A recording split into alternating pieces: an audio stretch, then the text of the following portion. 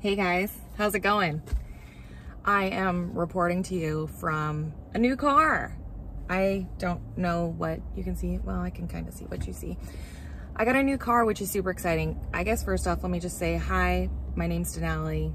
I'm a full-time reseller on websites like eBay and Poshmark. So if you're new to this channel, this is a series of videos where I just record videos from my car. And I call it my coffee chats because usually I'm drinking coffee or I have a coffee on hand and we talk about something. So today's topic is all over the place probably. First off, yeah, I got a new car back earlier this year in 2021, depending on when you're watching this video. I totaled my car. That sounds more extreme than it was. I basically very lightly rear-ended somebody and it was enough to total my car. I had a lovely 2008 Ford Focus that was 100% paid off, was in great condition, nothing wrong with it, and yeah. So that was a huge bummer. I did not want to get rid of that car. Clearly we'd had it for about 13 years. I would have driven it into the ground, or my husband would have. So anyways, we got paid out like a little bit of money from the insurance company, but really honestly not enough to get a new car or anything that could have replaced that in a substantial way. And so we just held off. So I totaled that car, I think back in like February, maybe? I can't even remember, to be honest. All the years and months blend together.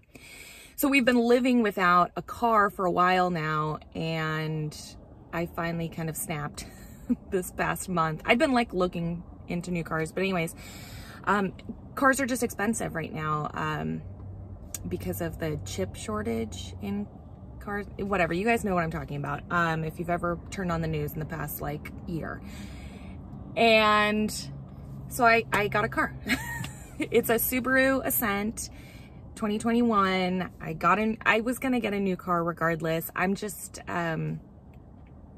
not that there's anything wrong with used cars, but I'm not somebody who takes care of cars well. So at least if I start new, then I feel like I'm gonna have, you know, I'm setting myself up for a little bit more success. I didn't want a huge car payment, and here we are. That's okay.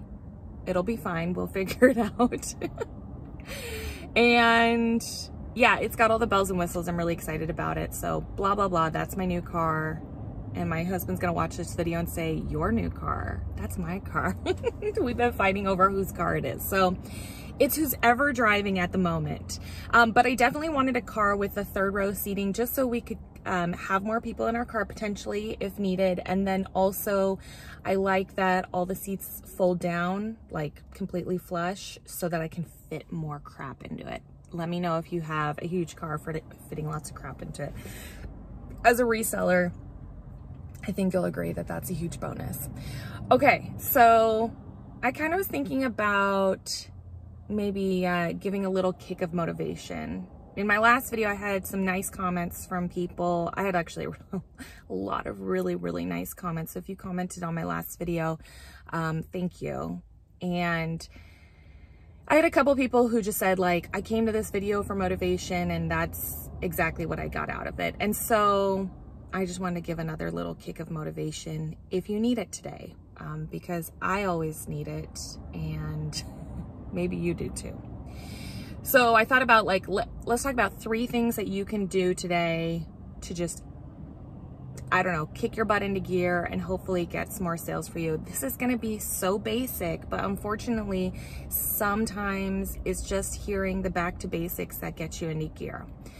So the first thing is to go and list something. So I know that that kind of goes into a few different things. So right, photograph. You need to go photograph that death pile that's sitting in your corner. Possibly you can see your death pile from where you're watching this video right now. So look at it, acknowledge it. Don't feel guilty about it, but you do need to photograph some of those items today. You don't have to photograph all of them, but can we do 5? Let's start with 5. So if you can commit to photographing 5 of those items. So maybe photographing is actually really the first thing that you need to do. So go grab 5 items from that pile that you're excited about. Okay, like let's make this even easier for yourself. Grab 5 pieces that you're excited about that you know will probably sell quickly. Let's go photograph those 5 and get it done with. If you can push yourself and do 10, but don't push yourself too much. If you can push yourself and photograph 10, then do 10 or whatever your number is, right? Like if you're like, well, Denali, I always do 20. Okay, well then push for 25 or 30 today. Okay, so that's step 1. Step 2 is list it. Now I'm going to assume with photograph that you're also going to measure it and bag it up for inventory. I'm going to make that assumption. List it. So that's the next thing that you need to do. List as many items as you can or draft as many items as you can at bare minimum. Again, let's go back to 5. Let's do 5 items. If you can push yourself to do 10, let's do 10. And if you're somebody who's always doing like 20 to 30, push yourself to just do a little bit more, because you know, I think that we forget that just going back to the basics in this job are the things that get you paid. As crazy as that sounds, right? It's like, you know, when you have those moments where you're like, you list something and then it sells like within an hour or the next day or whatever, and you're like, wow, that was quick. And it's like, well, yeah, all I had to do was list it. Like it's been sitting over here in this pile forever. I just needed to list it. So let's do some listings today. And again, I mentioned drafting. So drafting is huge for me and my business.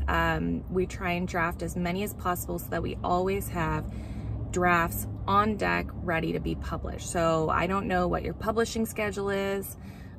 Should you have one? Absolutely. You should have some sort of schedule figured out for how you have listings go live. I'm somebody who likes to have listings go live every day, but that's not the only way things need to be done. Maybe you like to drop all of your listings on one day, Mondays maybe. Let's just say Mondays. You like to have 50 listings go live for the week. Cool, but be consistent with that. Don't have kind of a roller coaster effect going on with your listings, in my opinion, especially if you're somebody who sells on eBay, because we know that eBay has an algorithm, and that algorithm likes to see regular and consistent activity. So that was kind of a lot there, but my advice to you is if you do not have a publishing schedule, you should create one for yourself. The last thing, I actually don't know what the third thing would be.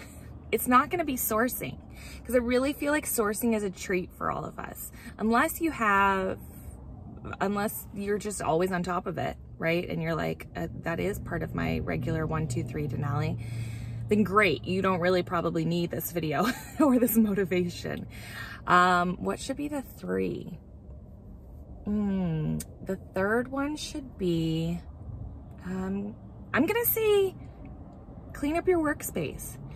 Because I think that a cluttered workspace really hinders your ability to work. Just like a cluttered house, for instance, right? Like if you've ever seen the show Hoarders, right? Those people are knee deep in stuff that they can't even begin to think about cleaning out their space. So if that refers to your workspace, or if that, you know, makes you look around at your space right now and you're like, yeah, it's cluttered, take 5 minutes today and straighten things up. I absolutely have to take this own advice for myself. I am a disorganized person, and the more disorganized my space becomes, the more cluttered my mind becomes, and I kind of makes me incapable of doing anything, let alone thinking about working. So take 5 minutes today, push yourself and do 10 minutes if it's a 10-minute project, or 15, or possibly longer. But take at least 5 minutes today and clean up your workspace and just straighten things, right? If you have a pile of clothes sitting in the corner, that's okay, right? Just straighten them up so it looks a little bit better for yourself. Maybe fold them, maybe hang it if you have somewhere where you can hang this stuff up, you know, like a garment rack or something. Just take a few minutes to get those piles off the floor, and especially straighten up your work desk. If you have a surface that you work at, just take like 2 minutes to respect your workspace, get a Lysol wipe, wipe it down, clear the dust away from stuff, put all the pencils back in the little cup. I'm thinking of what I did yesterday, to be honest with you guys. I literally like Lysol wiped it down, put all the pencils in there. I took all the little junk and trinkets that were on my desk. I put it away into my cabinet or drawers that I have down below. And now I'm literally about to walk into a workspace that is much cleaner, and I'm going to be able to focus a little bit more and mess it up again. But no, I'm gonna keep cleaning it up as I go. So those are my 3 things today, guys. I challenge you to do some photographing. Please at least do 5 items, list at least 5 items, and then take 5 minutes to clean up your workspace. I promise you that these are things that are gonna make you feel a little bit better. If you've been feeling like you're in a funk, these are little things that will help kind of jumpstart you again. And what better day to do it than on a Thursday? Why not? You don't need a Monday for new beginnings. New beginnings can start on a Thursday. So I hope this video has helped you a little bit. It's little things like this that help me kind of reset my goals and priorities. There's people walking around my building. They're like doing a morning walk. But I hope it helps you a little bit. And in the meantime, have a great day. Have a great weekend if I don't talk to you again. And I'll see you soon. Bye.